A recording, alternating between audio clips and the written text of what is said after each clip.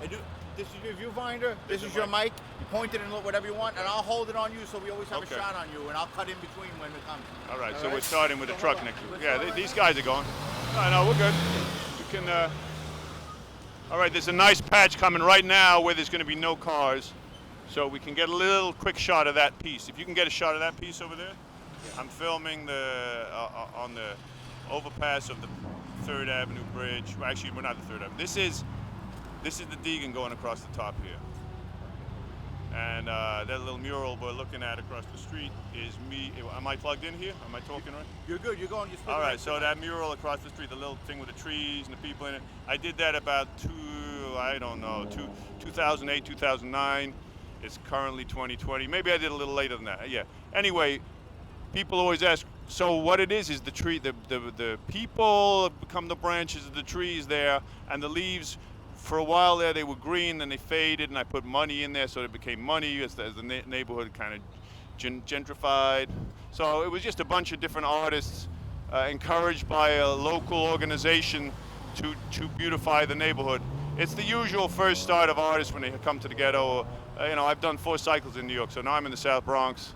I started Lower East Side back in the 80s. And we didn't even know that was happening then, but we got hit as hard by the end of the 80s. There was no room for the artists anymore, but we made it cool to be there. So there's always this first wave. Now, if you look around, I'm going to span around up here. There's 2 big towers there. They're only in the last year they've been going up, and there's more coming. That's right next to where I live. So later on in this video, we'll see a little bit more of the neighborhood, and you'll see how they changed it. And right here, the project's obviously been here forever. And the Arabs on the corner there, little deli, slowly getting pushed out. We had our first, $7 coffee and a sandwich and a croissant move in, but that's what happens. All right. Oh, by the way, I'm walking around. I'm an artist in this neighborhood. I have a studio, and here I am. I walk up. I meet James, and I see this piece of metal over here, and this is typical of me for my art. So I'm grabbing it. What's up? Welcome again to Hitting the Bricks. We're in the South Bronx. Mott Haven. Mott Haven. On the edge of Fort Morris, yeah. So here we are. Geoff was good enough to meet me. He's going to show us some of his artwork. Geoff is a mural artist. He's been holding it down in the South Bronx for at least 7 years. Yep. Before that, New York City, 40 years, yeah. New York City artist for 40 years. Lower East Side. So we met one day. Geoff was selling a painting, and we started talking. And he's going to show us a little bit around the neighborhood. See, I even collaged fake money on this. But I was thinking of retouching this for the spring. So obviously it's trees as the buildings and people as the leaves and the neighborhood, and hopefully money flowing down into the people's hands. But that's always a wish when the neighborhood changes. Some people luck out. Hopefully the tide rises a little for everybody. I've seen it a few times, but we'll see. We'll see what happens over here. I like to think that each time I see this stuff happening, we can still have a blended neighborhood. But oftentimes the money moves in and pushes out the working people. So I'm hoping that's not going to be the case again. But it's easy to be cynical and expect that. Yeah. But it looks like they're overbuilding a little over here for now. So I'm probably good for a few more years. Yeah. Oh, this is one of mine too, by the way, up there on that side of that building there. This little park was, when I came, was there was an old Puerto Rican dude who turned out was an ex-boxer, and he had control of this little area here, and he protected it. And then since then, a lot of like over here, these buildings have come up. There's a lot more younger people, all kinds of mixes. So they took it over. He passed away, but the kids come here, the parents come here. I'm trying to think of his name. I just knew his name, his first name. You remember the South Bronx. I mean, I remember growing up, South Bronx. Like South Bronx is burning. And That's South right. Bronx was. That's it. You had to hold down spots like this. Yeah, they burned down my truck. They burned my truck when I came up here. I had left Welcome the back to the neighborhood. Yeah, boom. But that was melted it.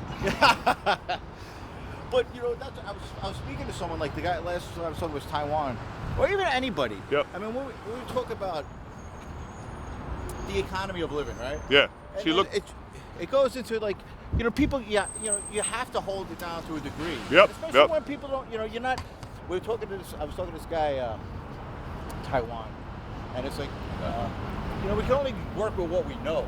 Yep. You know what I mean? Or what we have. But we could try and expand that all the time. That's what's Oh, yeah, exciting yeah. about being an artist. But yeah, that's Oh, where you come and from. maybe and That's why you stay in New York. It's always Yeah. always more. and the importance of communication. Yeah. Because if there are any people, say if they That was a big lot, by the way. See that big building? That was an empty lot. Well, it was actually moving companies and what have you back then. And it's funny because on the Lower East Side, on the other side of Houston, when I first came to New York in 1980, there were moving companies and there were huge lots. Now there's Whole Food and condos. Yeah. I got takes paid away- to live in a basement over the I did on Avenue to watch it out, Yeah. It was the World War Zone. Yeah. This is a beautiful building. This is a classic building in New York. I love the old watch tower. Yeah. Brick Clock is tower, just clock beautiful. tower, The clock tower. Yeah, and but the apartments are nice. They're expensive, but they're nice. You know what's Well, actually, they're not that expensive. it must have been- in relation to what's happening. Yeah. So this little thing over here, this was most of these. This was all guys fixing cars, but they're slowly getting pushed out, and I'm sure there'll be lots going around here, but hopefully not all of them. That's what I'm saying. Yeah. But So anyway, do you think as it being pushed out? You think there's but right now I'm in balance, which is good. This building here, that's me. I live up in this building. See the brown one? Yeah. Well, to the left or the right? This one right here, this shorter one. Yes. I'm on the top floor of that building. But you see the two towers behind? See now, my landlords are now building on the other side of my building. So, and there's more towers going up by the water. This is a tribute I did, commissioned by Keith Rubenstein, who's a local developer, kind of entrepreneur kind of guy. Yeah. He rented out the coffee shop. You know, you can if you want to point at anything you have. So this is me. This is me right here. Nice.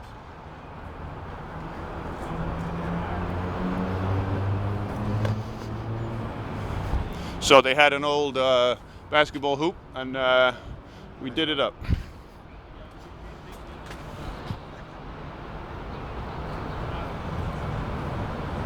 That's my Instagram there, Geoff Rawling, if anyone is interested. That's my tag, Geoff 2020. So really my living mostly is murals for lots of different businesses, restaurants, bars. That's how I always survive. But I do my own mixed media stuff and paintings. But as you can see around the neighborhood here, there's still some working people doing their thing around here. But as we go towards the Dwindling? they're Billy Idol, huh? yeah, bloody idol.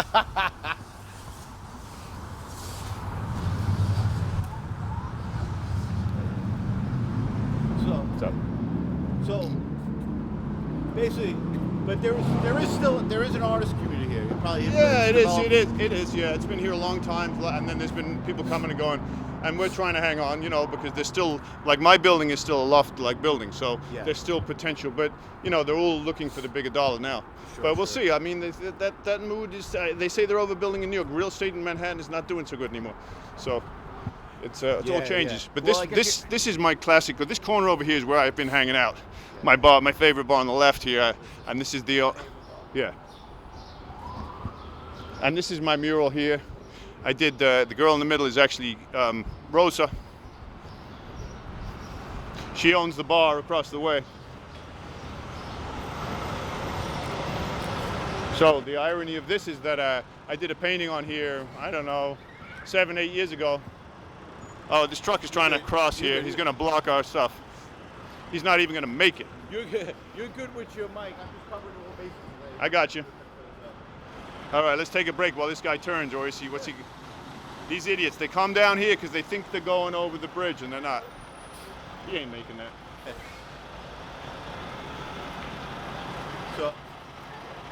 So yeah, this mural. We just keep it Yeah. Okay, so that's Rosa was the queen of the Dominican parade for food. Oh, the truck is covering our mural now.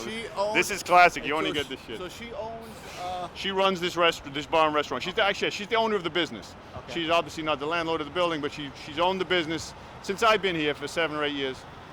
And she's good. She has it's our neighbor. It's our living room. I know all the regulars in here. All the bar staff. They come and go, but it's mostly Dominican and some Puerto Rican and some the people running it. It's definitely, I don't know if it's just a New York thing, but something that's losing from me. I'm a bartender myself. Yeah. Right? Is there's the corner kind of like the Cornerstone. A bar was a community meeting ground. Yeah, this still is here. Yeah, you know, This still is here. And through a lot of the community, especially working class. Yeah, I mean, it used to be guys could go say, "Any work going?" Yeah. I grew up in London. Every street corner was your local. Right. You know, and you had public houses and free houses. The free houses were owned by independent guys. The public house was owned by the brewery, and there was one in every street corner. And that was your living room. Yeah, you knew everybody in there. You know, it's a big part of the. Someone else's grandma might smack you around the head and send you home. You know. Yeah. So, That's something that's maybe is being lost little by little because people can't afford the rent. Well, that's true. Well, you're pushing people out. That's the sad part. See, a lot of the older people in here in the bar would say to me, "Oh, you know, it's great what's happening. The neighborhood's coming up." I said, "Yeah, but unfortunately, your grandkids are not going to make it in this neighborhood." And they don't like me for saying that. But I said, "Listen, I've done this. I've seen this cycle. I'm a foreigner. I'm an immigrant. I came here. I was on the street, and I found my way downtown. And then each time I find my way to a neighborhood I can afford, the money creeps in, and it's amazing. It's amazing. It's a cycle." Well, but as you get older, you ride it a little, or you learn that maybe this one's going to be a little slower. You know? I used to fight it. I used to say, the hell with these people. But true. If I was in city government somehow, I would definitely try a more sane approach, like not just European, but there are various cities around the world who understand that they have to leave certain neighborhoods alone. Leave that be the working neighborhood. Leave those be the they don't gentrify everything. Yeah, it seems here it's all about the dollar, which is cool. That's why we come here. I think there needs to be a cultural base. I think that's one of the things. That's a realistic part of the factor of the situation, right? Money. We all need the money, and you know what? That's not going to change soon. No, but it's the balance. Yes, and I think one of the issues is that the money coming in is international money. Yes. And that it's big time money. Yeah, they don't care. They're investing. Yes. It's an investment. So it's like there's no. I heard a guy say they buy this up and they don't care what happens to it. A lot of them, but in this neighborhood, it's a mix. Something like this, the corner, it doesn't mean anything because, I heard a guy put. Well, the guy who owns this is from the South. I understand. I never met him, but he's happy. But I'm sure he's just waiting for the next crowd to come, and I don't blame him. I don't blame him. I mean, it seems like this worked well. It's a great location. See this over here? This is all going to be two or three towers over here. Yeah. And there's a whole another one building up by the water. You want to go look from the bridge? See? Yeah, sure. It's a kind of interesting view. I heard a guy said, I had a huge mural all along here, but no, we took it down. They were good and they talked to us. They said, "Oh, we're gonna have to take it down because the city doesn't allow you to have a mural." So we took it down and I stored it upstate. I took all the plywood down. But if we walk up on the bridge here, you'll get a view of the neighborhood. You'll see what's going on. See, this is an old piano building right here. The brick one right here. See where I'm? Yeah. But the building that says boxing on it right here, if you walk this way, that's going to go down. They're going to bulldoze that. And they're preparing to put huge towers up. Oh, so it's all planned out. Yeah. Oh, yeah. This is 5-6 years in. It got flipped once. They had problems when they went down deep. They found that there wasn't enough. See, this is what they're building over here. Look at this. That's all brand new. In fact, I'm going to go take a picture of that now. Let's go over here. I love it. Because I've been filming this over the years since I've been here, so I have a history of what this looked like. This is the old. It's got Mott's name on it. This building. So the neighbor was Mott Haven. He was a guy from the 1800s. Mott Haven. Yeah, and he apparently he was the guy who realized that there was coal in the ground here, and you could start making furnaces. See it up there? Yeah. Mott Ironworks up there on the wall. See that?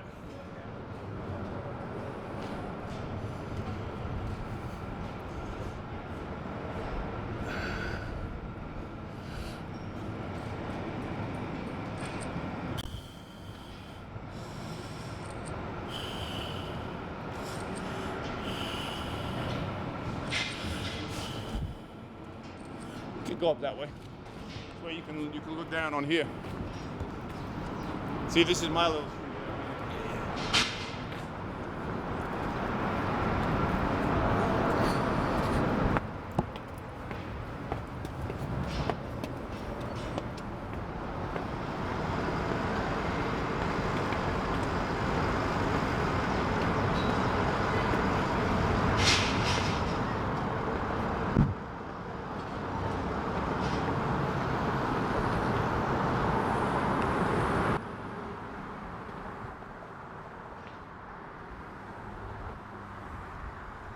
So this is the Harlem River. This is the 3rd Avenue Bridge going over from South Bronx into Harlem. And you can see how the skyline is changing on this side over here.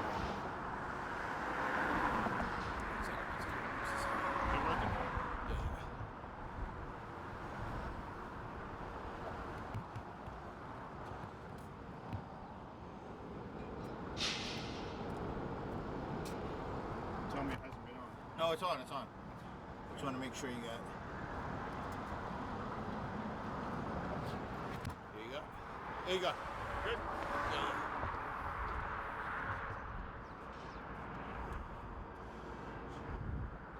Yeah, sorry. I want to make sure you still have time, and I don't want Oh to. yeah, I'm good. Pull on the camera. Okay. Well, you can see it over there, over the river in Harlem, they're doing the same thing.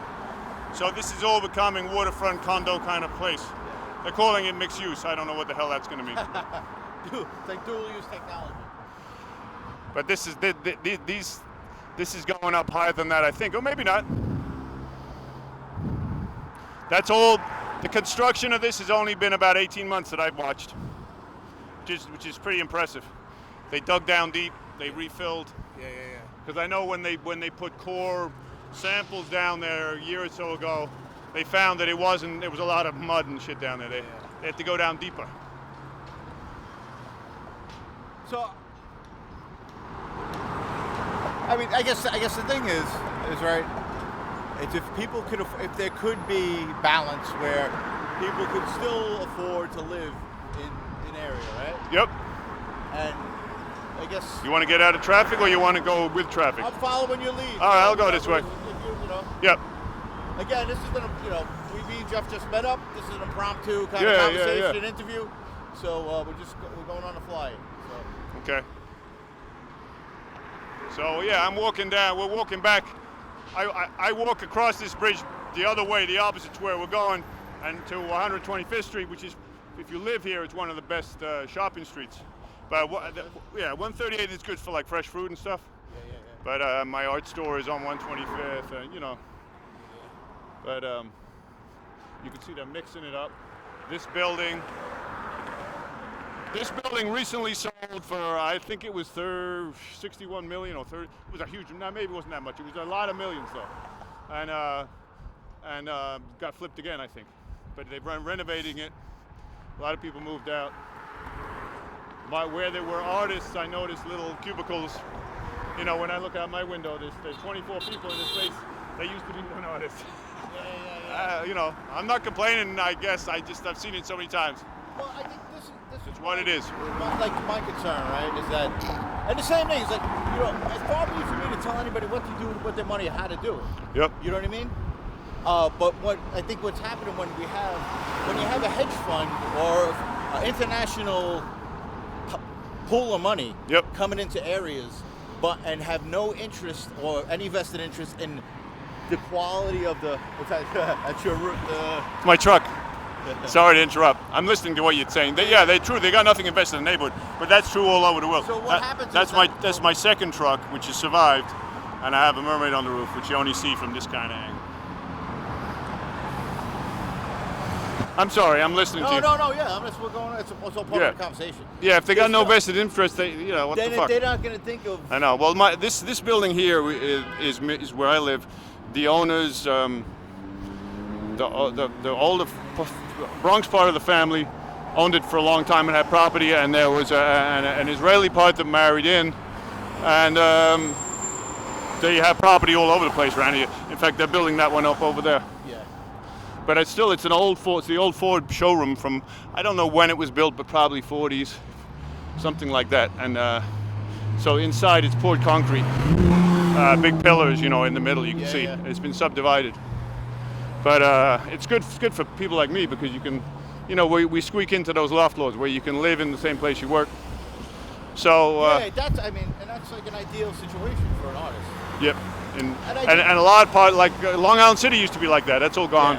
Yeah. Soho used to be like that. That's all high-end real estate now. And but the smart artists in those days, they bought the buildings, and now they're the landlords of Gucci and whoever. I want to steal this piece of pipe, by the way. One night I'll come out and get that. All right, we're going back to my house, my apartment. So they're going to knock down this building right here too. This part of the building used to be our hardware store down below me. So they're going to knock this down and build something higher attached to the building I'm in. So I kind of liked it when there was a hardware store downstairs. Yeah, sure. And I knew the guys who worked there. You know, I always got the off color of paint or whatever. You know. Yeah.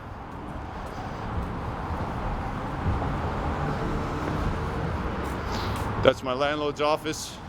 They have real estate all over the Bronx. When you look up what the deal is.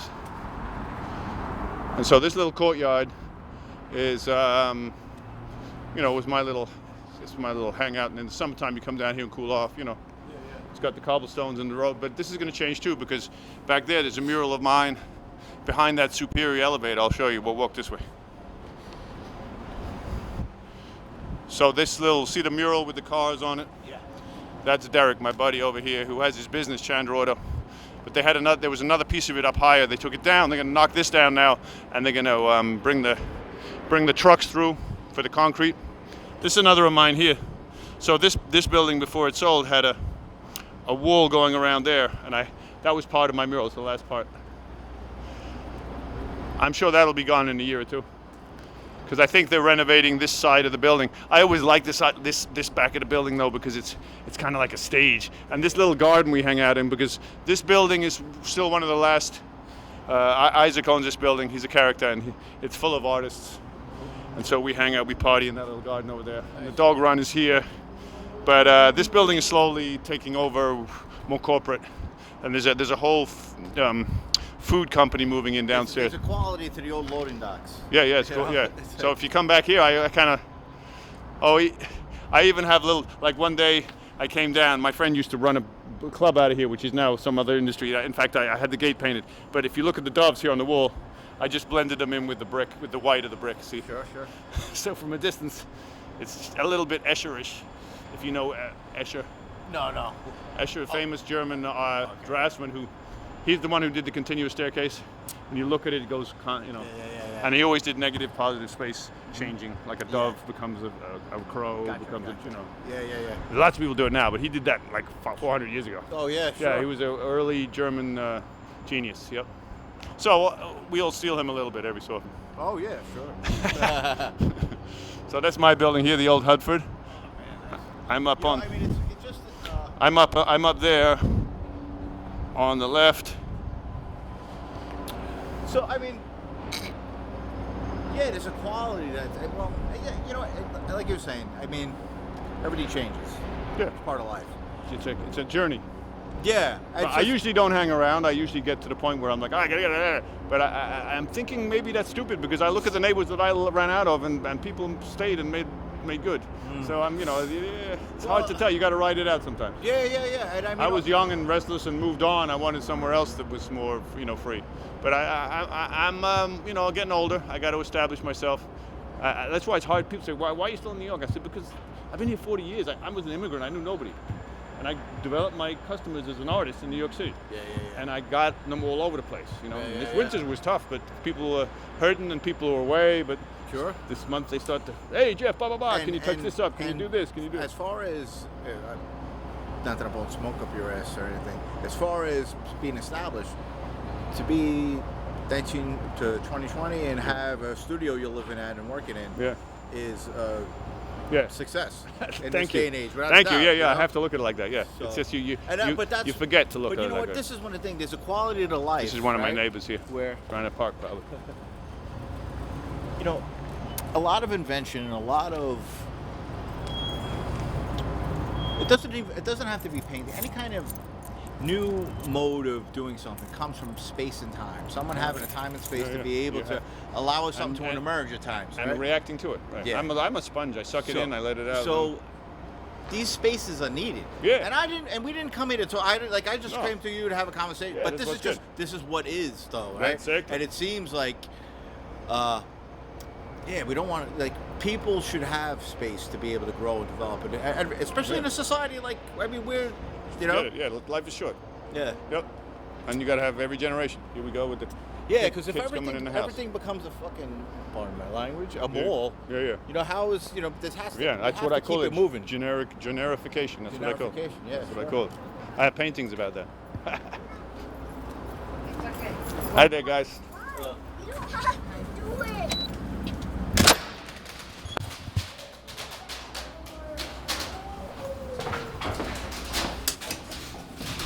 Here we have the world's slowest elevator, but it's Is all right. there pulling a rope? Yeah. At the top. I don't even know if any the day guy. now. Does she want me to? Oh. I'm gonna open it. Hold it for your mom. Okay, don't worry. Is that right? Yeah, you fix it. Oh, okay. Okay. Here it is. Yeah. Sure. There you go. I just wanted to make sure. Hold it out for me.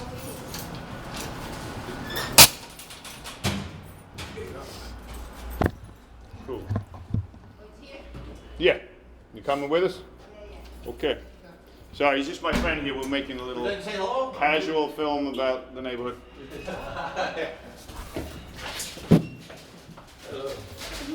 Hey.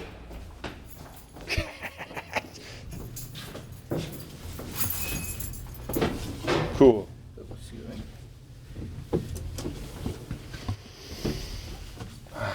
Yeah. Elevator talk. Yeah, well, no, that's what it's. That's what's kind of trying to keep it impromptu and keep it running, and yeah. So this building also has a huge elevator, which is one of the reasons I moved in it originally, because it can I put my truck in it. Like a service? It's an old service elevator. Yeah. But this one works like half of the time. No, it sounds like a great. It's nice to have the space. Yeah. That's one of the things the guy was talking about. Like, it's hard. Artists, it's hard to find space to work. Like, Yeah, even, it's you know, harder, yeah. So, Take care. and in any medium, and like but yeah, yeah, Yep. it just is. Yeah. Luckily, this building's still a little kooky like that. It's there's a lot of issues, but I don't complain because I know that I don't want that aggravation. Yeah. As long as it's not really upsetting you, it's like, you know what? We deal with it. It's New York.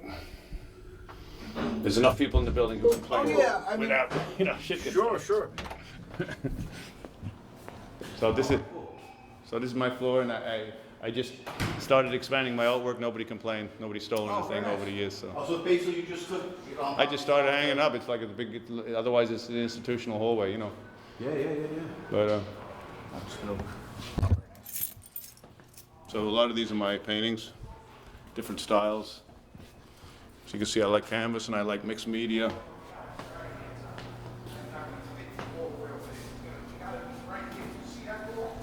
Actually, this is an interesting one down here. Here's like typical mixed media stuff for me, but this is actually a fossilized rat right here. that was in building T7 before building Rockwell. And I covered it. Look at the head going. I don't tell anyone because they freak out, but it's been on there for 15 years. There's nothing dangerous about it. It's covered in thick black. David Lynch, the Eraserhead. Yes. And the baby was like. Well, look at the head of that. It's a little bit. And in the beginning of it, it had he steps on the. It's a coat hanger, and it's like the skin of a cat. Ooh. And you wonder where were the innards, and then you see the baby going, what the hell did he do with it? Yeah, it's a little weird.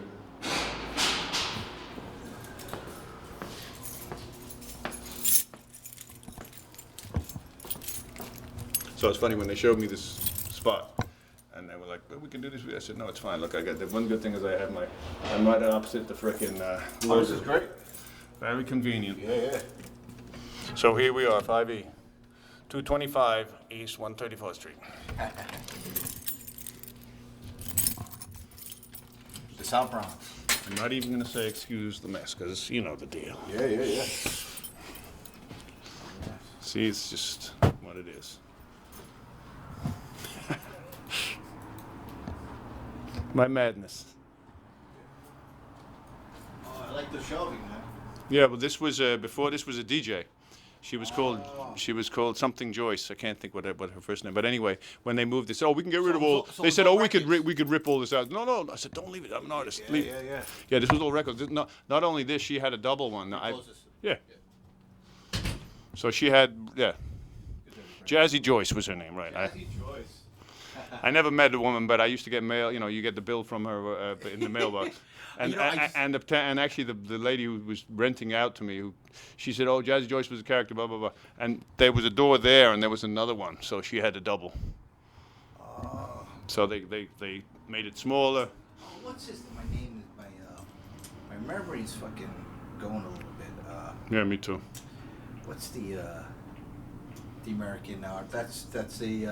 Oh, yeah, that's the Reference, American Gothic. Yeah, that's a American spoof for the oh, wait a minute, that's American Gothic. Who's the artist? Hold on. Yeah, I can't It's a short word like Kent. It's not Kent though. It's Yeah, but Oh yeah, no, I got you. But yeah, we get it. I get it. Yeah. Oh, nice work. Oh, that's like a little. See some Picasso in there. Yeah, we're all a little forgot. Yeah, that's not even finished. It's going to go one direction or the other. Yep. I have lots of different styles that you can see going around here. I can go from pretty. I don't mean to. No, you can please do whatever you want, bro. Because I've had people been in here filming before. Oh, some Dali. Yeah, that's a steal. I find a lot of canvases. That was just in the garbage. Someone did a spoof on a dolly, and now I'm gonna take it to another level. Nice. Nice. So I have more realistic, and I have different styles, as you can see. Oh, yeah. And I love my mixed media stuff. You know, these kind of pieces. Yeah. Well, that's my feeling. Like what I even like. I have found objects. You know. I mean, it takes a long time to look at each piece. I understand, but I'm going to give you a general. Oh yeah. Well, I mean, thank you for. Yeah, introducing, there's a ton of it. You can see that I got stuff stacked up, and you know, as like with most artists, I suppose. Well, not most, but definitely, you know, it would be nice to be more represented with getting this stuff out of here and into shows all the time. Yeah. But that's why you need an agent, really. It's hard to find that person. But see, like, she's a classic of one period of mine about 10 years ago where probably longer than that. What year was that? I can't even remember. Anyway, so I was using a lot of spray foam and mixed stuff. Yeah. I just found, I had a studio on 33rd Street, East 33rd Street for a while in the basement. And I found the frame in the garbage and the crate. And there's another one over here, partner to it. You see that one if you go around the corner a little? See the one, look to your left right there. I see it. Yeah, see that was my 2 spray foam pieces. Yeah. Oh yeah. Oh shit. Okay. So I learned, I call it physical graffiti. I learned to use the can like you use a spray can, where you get a little thinner in spots and a little fatter in spots. Yeah. And then what's cool about it is you don't really know how it's going to come out because it expands on its own accord. But after you use it enough times, you learn. You lay down and you know. Yeah, and you learn how fat it's going to get, just about. I've been working with. See, I like different texture. I'm into texture. Oh sure. Yeah, I broke down a palette just to have material, and then wood glue is amazing. Yes. And then I started playing with the marble. What was that? Yeah. And The kills. I've been using the kills. look at this. This is the Upper East Side garbage. You know, I look at these frames. I find them in the garbage. Beautiful. So what I do is I get a picture to fit the frame. In other words, I'll get a frame and then I'll cut a piece of board, or I'll find a canvas that fits it. Yeah. Because the frame is the hardest thing to find. No. But the most standards, like this is my favorite thing, is doing the square. I just and I probably, of different styles of my work, I probably have 250, 300 squares of this size on different things. Some in wood over probably 15 years. And I started and the other day I suddenly saw, you know, those code things where you have lots of black and white squares and it represents your code. Yeah. I said, wow, that's what I've been doing. Each one of these represents one of those squares. Yeah, so I'm going to make a huge one that's like 30 by 30. Nice. And it matches my little code thing that you use to get into my social media. So I'm bringing painting back in full circle to social media, but I'm going to use it. See, like that's fairly simple, the coloring. Some of them are less, but you can tell which are dark and which are light. You know what I mean? You know, and I think there's so much. This I just painted on, and I found the frame the next day. Oh, I like that. Yeah. So these are my 20. This is what I've been doing this last month when I'm in the studio, because you know, it's quiet in February, and you try and, you know, and I just start pumping my own stuff out again, which is great. But I bitch and moan because I'm broke, but I'm doing my art. Yeah, definitely, man. So, so basically, I mean, so over 40 years, you developed your own clientele. Yes.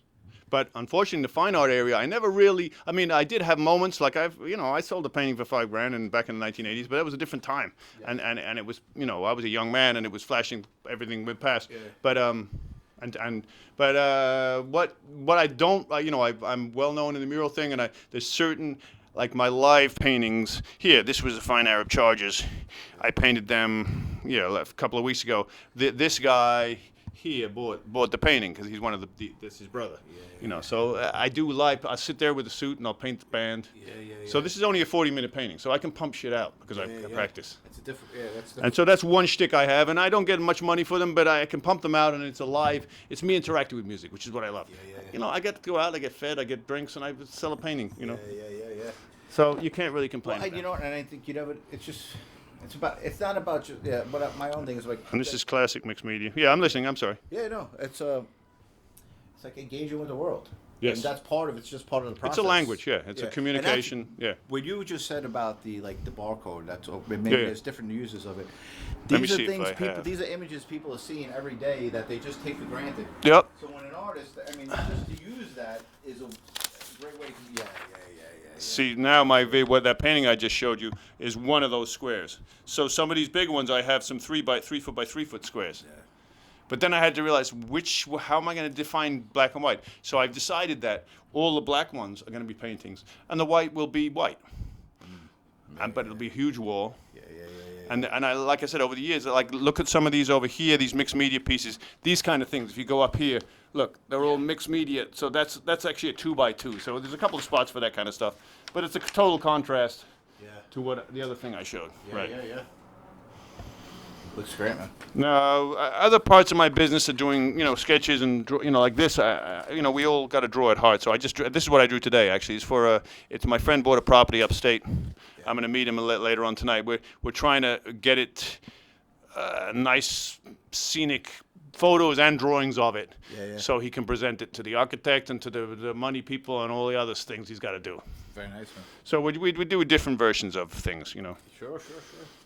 But he asked me specifically. He said, "No, I want an old style pencil drawing because we got some nice flashy photos. Let's mix it up. We're going to be an arts culture up here. He wants to do yoga and stuff outside the city, So it's funny how when I have a flip phone and I sketch in bars and I'm reading on the train and I feel normal, but I'm a dinosaur.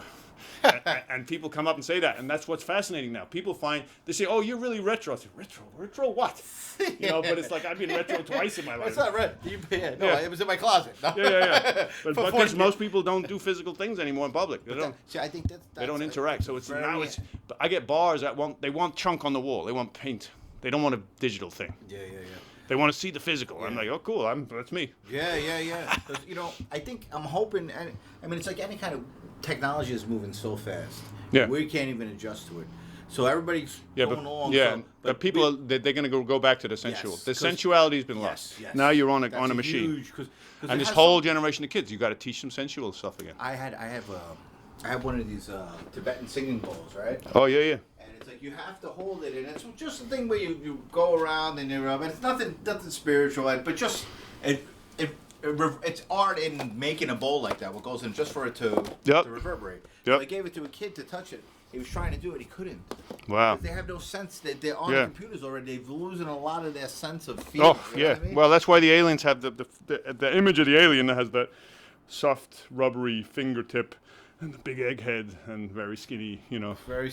When you think about the alien, the reptilian, as I always. Yeah, but they always have that blob, that big cranium. Big cranium, big blobby fingers, like they just touch things, and they're not. They can't. You couldn't. There's no feeling. You couldn't use knit. You couldn't pick your nose with those fingers. But that's you know what I mean. They've been that image has been putting me since the 70s. Those movies in the 70s? Always the aliens were very soft. And you're like, that's what people are becoming. It's more computerized. They're becoming softer, more malleable, less sensual. And you know what? To be honest, like people talk about, not to be honest. Well, frankly, you know, people talk about putting chips in our heads. You don't have to. If you're looking through a screen 18 hours, 15 hours a day, Yeah, you're done. You're getting information going into your cranium, and you're basically tethered to it. Yeah. And who knows what kind of frequencies, or, Yeah. because we're all electromagnetic. We were talking about the other day, the back in the 30s, or maybe maybe I get my dates wrong, but when they first started doing black and white movies for serious in the wartime, and they started putting advertising. Capra. Remember they put advertising in? They would flash it in at a different speed, Yeah. like drink Oh. Coca-Cola. Yeah. There was a whole movement of that, and then of course the military started. They wanted to see if how they could use propaganda. Why we fight. There you go. But Yeah. but I don't think it was what they thought it was going to be. Just like LSD wasn't, you know. Oh yeah, well But you it was know, always a military or social experiment. And then it's like, oh, okay. take that on the road. Here you go. Well, you know, it's interesting. Even with film, it's like when they first had the Edison and the Lumiere brothers, they were racing to who could be the first one to invent an apparatus that can replicate motion picture, right? Okay. So then they did that, and then they're like, all right, what the fuck are we gonna do with this? Yeah. But there were guys like Georges Méliès, right? He's a fucking illusionist in France, Okay. and he says, oh wait, I can use that to do magic tricks. There you go. And from the store, and they wouldn't sell him one, so there was a British guy that, because they were all racing to finish it, so they were all over the world. Yeah. So they wouldn't sell him a projector, but they said, all right, no, they wouldn't sell him a camera, they sold him a projector. Wow. So he took the projector, he augmented it, and because he bought the Robert Houdin movie theater. Okay. Where Houdini's not Oh. movie theater, illusion theater. Okay. In France, he was like Okay. a rich dude, but he was it reminds me of what we were talking about. Yeah. Because Georges Méliès was a political cartoonist. Okay. Wow. So if you see like Voyage of the Moon in those movies, Yeah. he painted all those sets by hand Wow. himself. Yeah. And I he love uses, set painting. Oh, I used to work in the theater. I used to work in voluntary, repertory theater. Yeah. And you can't beat it. And he was like he built a glass house so he would have natural light. There you go. And here's a dude that was fucking doing that stuff himself, Yep, early yep, on. Yep. And I lost track of what That's that all was. right. But I did too. We're getting old. yeah. Anyway, you see my kind of madness. I like All different kinds of shit. That obviously is a board thing, that plane, but someone gave me that. But I've done various things with Leonardo's bird. Yeah, Leonardo. Did you make that by hand? No, that was a kit. Oh yeah. Both that and that are both kits. But I've used this in different ways for different projects because it is perfect. It's a perfect bird, thing. So I've attached it to different things just because you want Leonardo's bird in there someday. But I like to make my own mobiles. See, I like all this found object stuff and creating doing the Calder thing. You know Calder, right? Calder is credited with the creation of the Mobile. He's an American artist. He's dead now. Oh yeah. He's a Okay. short little guy with like a bear with a smile on his face. I don't know, but Mobile. Well, if you ever look up Calder, in fact, if you go to the MoMA, like the first those big red shapes that all he's credited with being the guy who invented the Mobile. Okay. But I'm sure someone will tell me I'm wrong, and the Greeks did it, but I don't know that for sure. But he definitely gets the credit of the modern Mobile. And he was such an interesting guy. Like there was an interview film like this, where it was just 5 minutes of him, and he's working somewhere upstate New York or somewhere on the east. He's got a nice, beautiful garden. He's got all these things he's tweaking, and the guy says, "So how do you know when you're finished?" And he says, "Dinner time." I said that was the best. That was the best interview I saw of any artist. It reminded me of the song Moonshine. I'll eat when I'm hungry. I'll drink when I'm dry. When the moonshine don't kill me. There you go. But it was like a deep question, and that was the deep answer. It was like, it's dinner time. I just do this. This is what I do. Well, I think I was reading this thing on the way here, Bo Show, right? But it's like the idea of depth. It's like when we get past all the things we think we know, all the ideas and all. Yeah. Oh, even as an artist, when we learn a form maybe to get to a place, maybe learn our colors, learn whatever, and then you break it. and then you can let loose when you have Well, look at this stuff. This is like I do this kind of stuff all the time. This is these are paint trays, So to me, this is a great way to create artwork because you just hang it on a frickin' string and. Yeah. And when it takes a little time to get used to it. See, like any art, people takes time for them people to adjust their eye. They say, what is that? It's a bunch of junk. I said, no, look at it. I actually spent time. It's like they didn't understand Pollock because he was just spraying stuff everywhere in their mind. Oh, I could have done that. No, you couldn't. No. You watched the guy paint. He knew what he thought about it. He went back. And when you put it on the wall, And if you see how the light bounces off, and you get back from it, you see all kinds of depth in there, which that's what he was going for.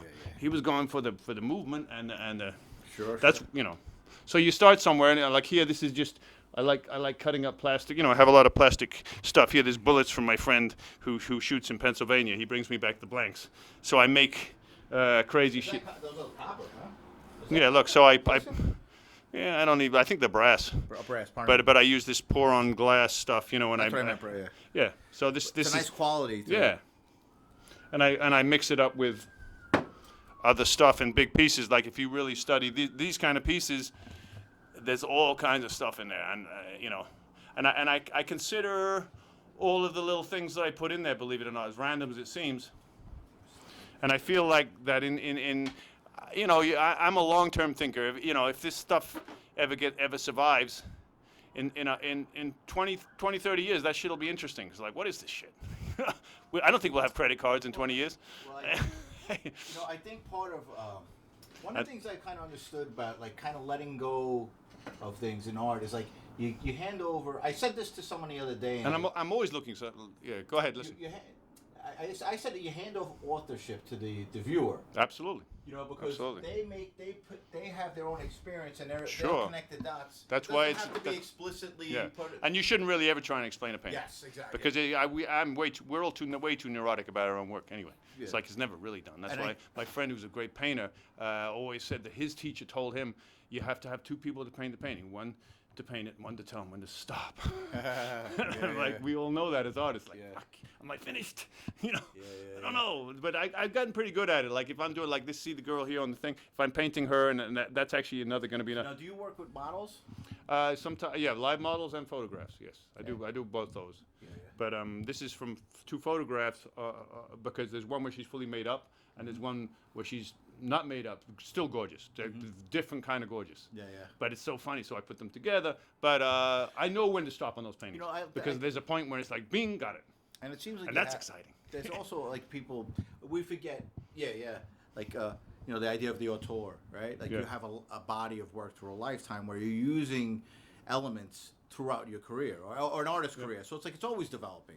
Yep. So, do you feel like going for a beer somewhere? I don't have any drink. Yeah, we'll go. Yeah, I'll take. So you want to cut it? Yeah, we'll go. Yeah, I'll say, we can go down to the bar, and there's actually a game I want to watch too. A soccer game. I'm a soccer fan. all right. Well, that's it in the breaks. Let's say thanks to Geoff. Geoff, thanks for welcoming us into Thank the you, home. man. And let's see if we can keep this rolling. Yeah. Do you want to give any kind of information if anybody wants to contact you for yeah, work, go to my Instagram at Geoffiti, GeoffFiti, or that's really the best place to see my artwork. My GeoffRawling.com is my website. I do a variety of things. Murals, paintings. I do portraits of houses. I do all the regular stuff too. That's my information right there. And actually, you know what? I'll scan one of those. I'll scan a card, and I'll put it on. So, all right, that's it in the breaks. Take care.